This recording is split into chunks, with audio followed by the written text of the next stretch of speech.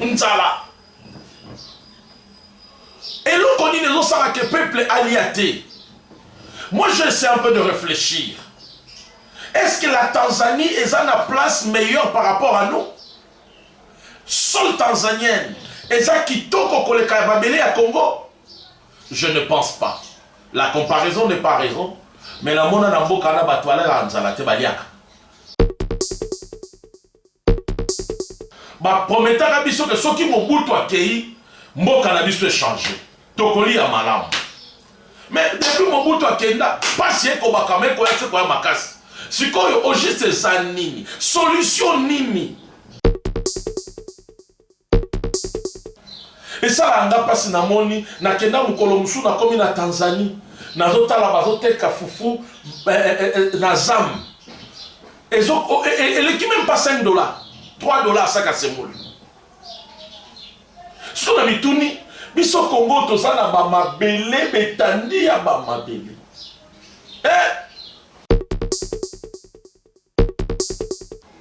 Tout le monde a mutema mabe. Tout le monde a été que politique ne mute pas saka. Bande ko na boya ko investir. Dieu m'a mis à cœur. Nzamba lobi nanga. Congo guerre ici là. Ali au niveau de Okende, l'Europe, la grande puissance de ce Zokwea. Nzamba zo élevé Afrique.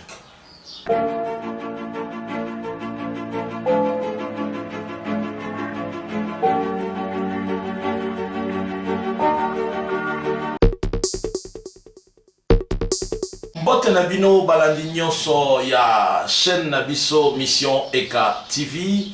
Tika Kolo a Pambola Bino, Ezali Wabino, le prophète Emmanuel Kambala, Omingi Ba Mesana na Kobenga ye, prophète Eka. Tika Nzambe a Pambola Bino, Balinga mi, le loto zana kat na émission na biso tomo na momesano, tomesana ko solo la kokuta na nabino elongo, babengi na Congo na Congo mon pays.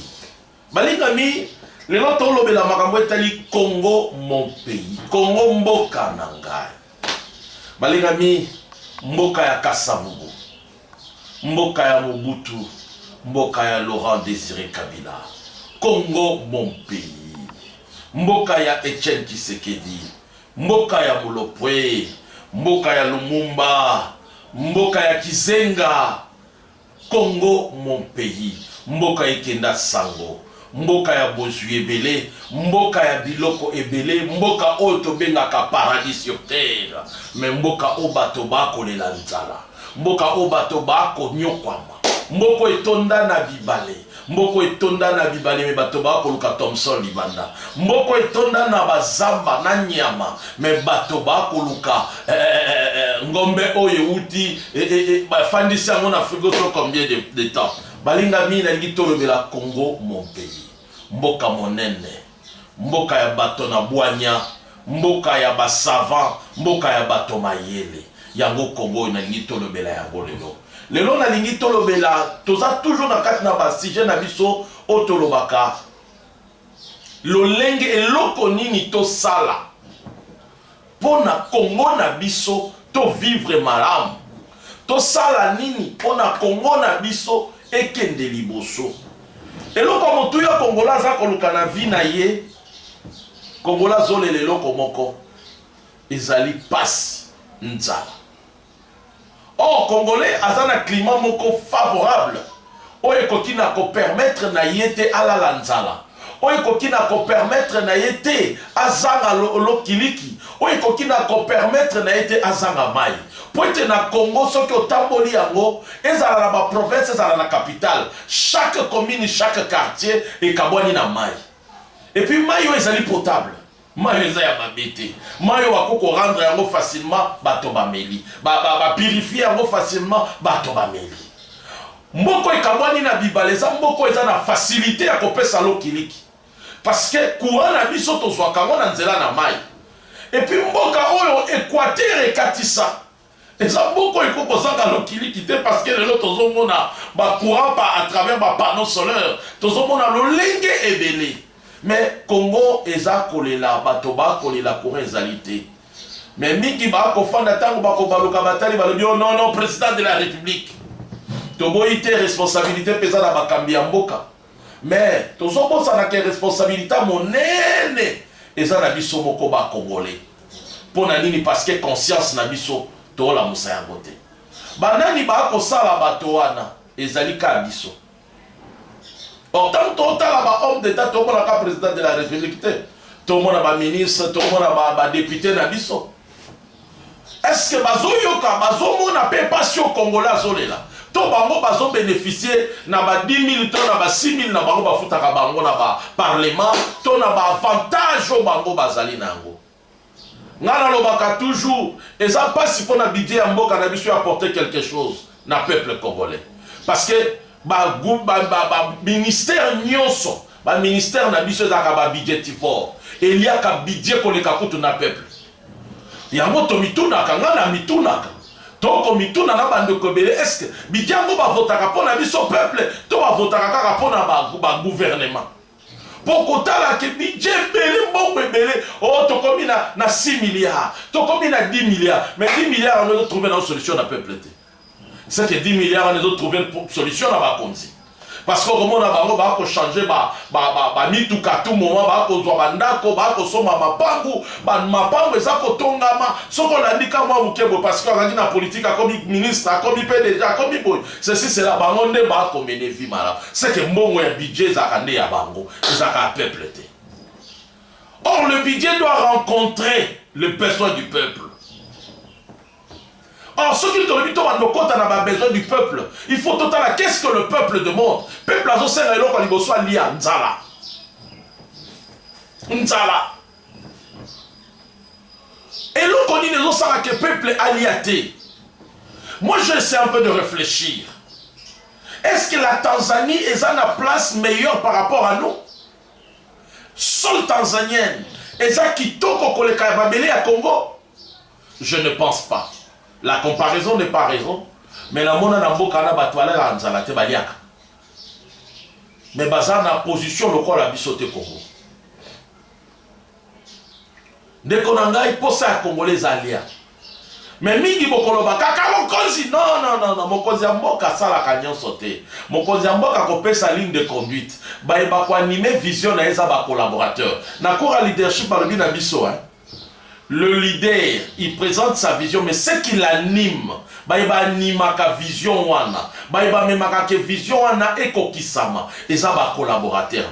Et ça, le leader va être illustré image de Moïse, na ngomba, tant ma pekane za kolemba, et ça là qui va Aaron na ne va soutenir qui est. Le loba est basé tout autour à Mokonzi Mboka. Botala na lubika ba conseiller te nga na lubi conseiller te mais botala pe basé belé parce que to komona gouvernement to komona parlement et loko nini bazo sala pona mboka parce que to bandi kolela nzala banda to bandi kolela nzala ba prometaka biso que soki mobutu akei mboka na biso changer to kolia malamu mais depuis mobutu akenda pasi eko bakame ko yase ko ya makasi sikoyo ojiste za nini solution nini natikala komona te politicien moko atelemi na parti na bango lobi to militer pour la salubrité parti ba militant bobwaka ba chasser te na nzela ba militant botika kobwaka ba bidon plastique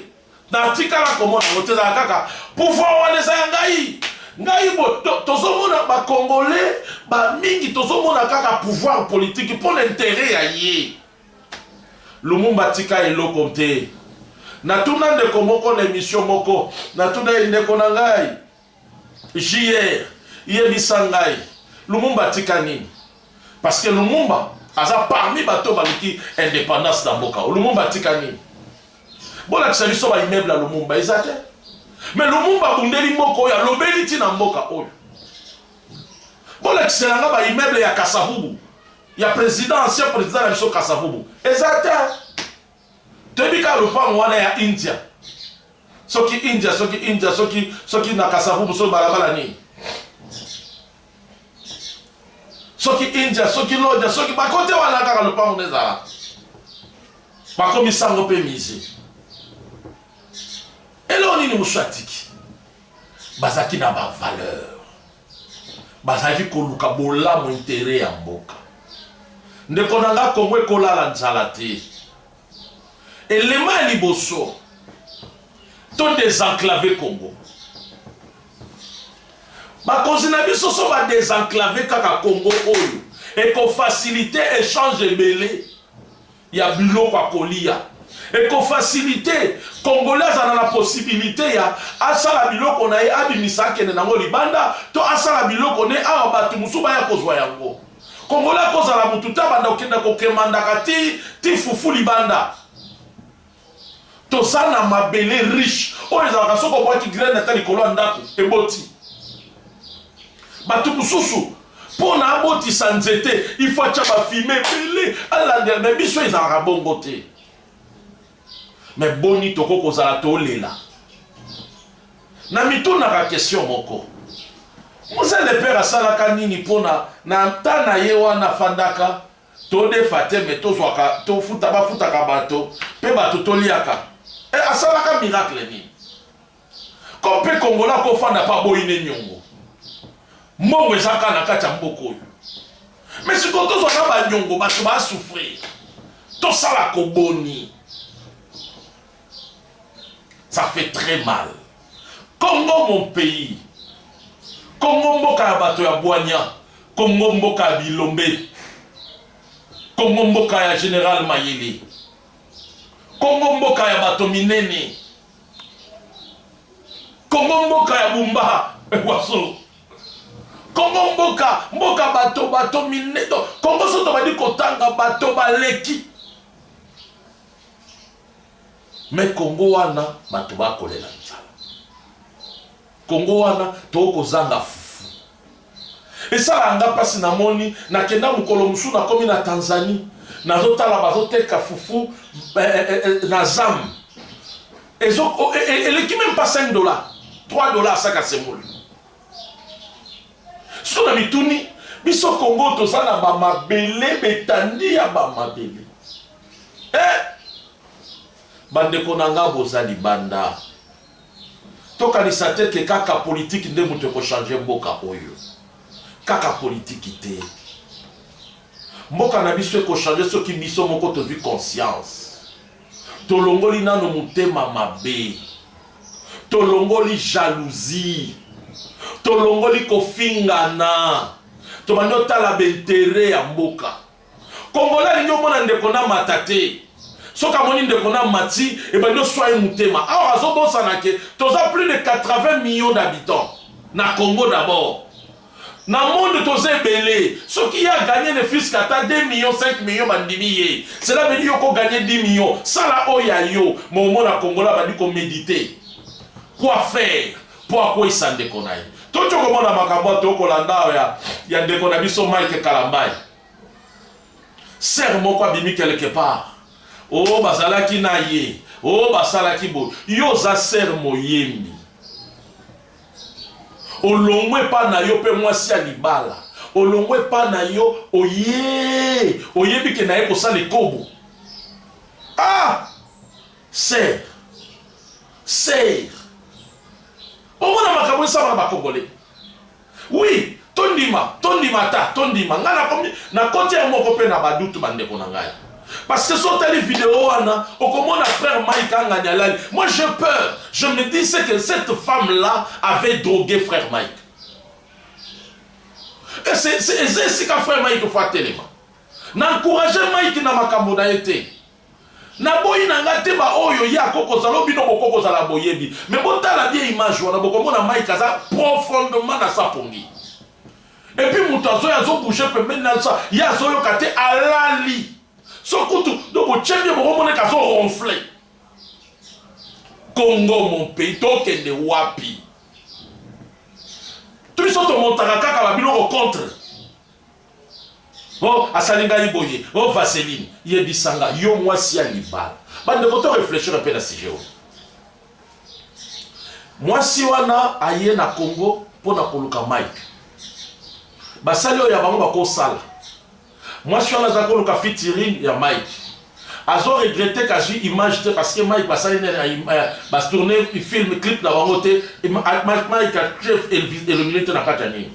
Et après quelques temps, c'est cette femme-là, soi-disant mariée, africain, congolais, avec nos cultures.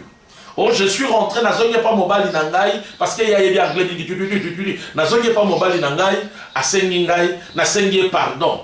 Et puis, balamoko, nako isengi pe pasteur nanga pardon. Ba frère nanga, bon réfléchir. Bande konanga congolais bino ko mesana ko pelisa moto. Yo de konanga zola nanga soza mwasito de konanga zola nanga za mobali. Oui, on peut pardonner sa femme d'adultère. Oya sali.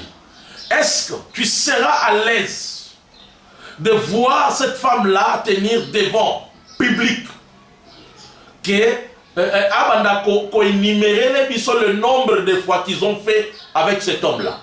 Et puis Ayebisa, ok, s'ils avaient fait ça normal, ça n'allait pas être un problème. Et puis Yofani on dit que je lui ai pardonné. Et puis Yopofani on dit que non, cette femme-là m'a demandé pardon sincèrement. Et puis Yopofani on dit que non, c'est que cet homme, cette femme est en train de dire les vrai, n'a combattre frère Mike. Bon, on les a fait mon souffle. Yafandi Aya Sengi pardon. Donc il a aussi préparé sa belle famille. Il a aussi préparé la famille, les amis de ses enfants.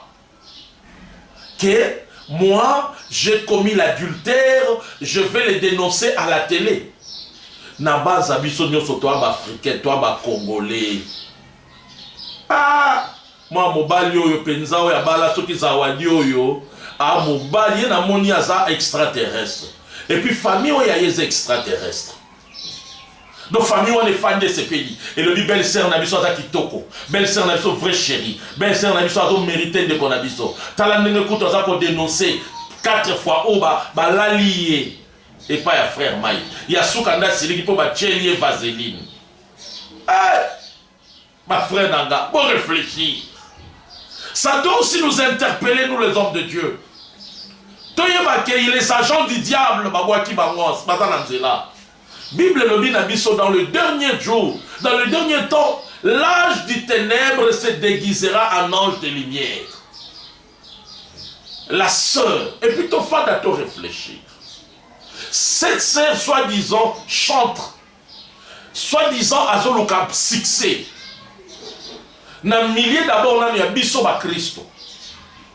Yé abandi kolakisa biso nenga yoko isela biso mo Christo musu basali na plusieurs fois. Donc tita bazo tourner banzembu na na sa ekobo. Oh non, réfléchissons. Donc cette sœur a préparé qui kunayi. Il a voulu salir le frère Mike. À comprendre le succès à Mike, il faut à quoi il s'agit. Il faut régulier. Oh, balingami, on n'encourage pas le mal. On n'encourage nul de parfait. Mais, tofungola mission. Ba Mike Kalamba, il va se béler. Ba Mike, ba Moïse, les suite. Tous ont bango nyonso, tous ont bango na cadre ya ba étoile. Tous ont bango na cadre ya ba patrimoine. Parce que ce sont des ambassadeurs. Des gens au batomboli drapeau ya mboka ailleurs. Tous ont bango kaka na musique église té. Tous ont bango musique nyonso art. Ba célèbre na biso toko banda ko réduire bango en ayant bongoté. Il faut tous aller quand même un minimum de respect. Na ba célèbre na bino, ba ye o ba sali fierté na bino libanda. Parce que dans le mboka mususu, quand on danse, la louange, ou soit la fête, ils doivent prendre vos musiciens. Ce qui veut dire drapeau na bino et tomboa mesikawa. Na ba mboka nyonso, ezalaka na batu mo pe bazalaka protéger. Je n'encourage pas l'impudicité. Parce que c'est contre la parole de Dieu l'impudicité. Mais je vous parle des étoiles. Pourquoi on cherche à détruire Bétoine Nabiso? Pourquoi les Congolais on protège la Bétoine Nayote? Yo souci de la kaka. Donc je ne sais pas. Ce qui m'a éclairé à quoi Assili, yo pour à la place n'a été. Quand a remplacé Marie Nissam? Nan a remplacé Charles Mumbaya. Moutouasa unique. De préférence, tous à la Nabango. Aujourd'hui, on a Congo. de Congo toza la particularité ya mutema mabe balingami Congo mon pays mboka malamu mboka malula mboka ya Kimbangu mboka ya Jangenda mboka ya Taonda mboka ya Kimpamvita mboka ya Malula mboka ya Monseigneur Kabangu mboka kitoko mboka malamu mboka baeba kenda sango mboka ya bilombe balinga bitosala nini mpona mboka na biso ekende liboso eloko monene oyo gouvernement na biso akokotala eza d'abord tala secteur ya agriculture élevage secteur wana ekoapporter beaucoup de changements na kati ya mboka na biso problème ya congolais ya liboso ezaka nzala biso tokokoma nosomba saki ya fufu te 100 et quelques mille francs or toza na mabele eza riche tokokoma nosomba saki ya masango te cher il faut tozala na babiloko ya biso moko o peuple ya libanda azoya kosomba tozangi mabele te or ezosenga maintenant na politique moko ya malamu yango na mitunaka ministre ya culture ezoki agriculture élevage azalaka wapi idée na ye projet na ye eza nini pokoloba na yango na fait ceci mais encadrement na yango mpe suivi na yango eza wapi namonaki boke kowelela kosomba Thomson wapi Thomson yango emonani te or vous croyez que bino bokonosomba Thomson okongo bomba kolia boza na mabundu boza na mambisi ya malonga na mai na bino Congolais to s'attaquer na cause to luko eza bolamu Congo mboka malamu Congo mboka munene réussite ya Congo eza lorsque toza ko désenclaver yango bakonzi ya mboka bo désenclaver Congo tokomi na suka na émission na biso na lingai kaka to solola to longola mutema mabe tomona kaka teke politique nde mutu epesaka bandeko nanga boya ko investir Dieu m'a mis à cœur nzamba lobi nanga Congo guerre ici là ali au niveau to okende l'Europe ba grande puissance to sezo kweya nzamba zo élever Afrique bokomona ba ebaza libanda mindele bakoya mbangu po bazonga baluka basala conquête lisusu ya Afrique mais bako utiliser wana mayele mususu bino bakonzi africain bo protéger ba terre na bino bo pesa mikana bo pesa batu mabele facilement te aya investisseur pesa ye na limite na délai temps à la fixer Rwanda c'est le temps à se repentir parce que l'heure vient guerre au Rwanda sali na Congo et aux Ongelaï. Mais ça ne sera pas des Congolais qui c'est les guerres Rwanda. Guerre Rwanda est dans le pays où il y a entouré là-bas. Bah qu'on envahir Rwanda. Mais c'est que Dieu m'a mis à cœur. Bah qu'on y a mboka na biso. Quand il y aura cette guerre, mboka na frontière na biso, que les Rwandais n'entrent pas. Que le Seigneur vous bénisse. Na pamboli ba nyonso balanda kabiso mikolo to kolobela to sala nini pona Congo kende liboso. Merci na bande ko nyonso bobenga biso na 0243 998 20 74 13 plus 243 810 977 914. Ba numéro na biso na na WhatsApp ozana sujet moko ozana likambu ya koloba benga biso papa to solola lake ba vidéo oyo pentinda yango oh kota na kat na groupe na biso ya mission ECA TV. Merci beaucoup. Abonnez-vous sur notre chaîne, cliquez sur la cloche de notification pour ne rien rater de nos publications.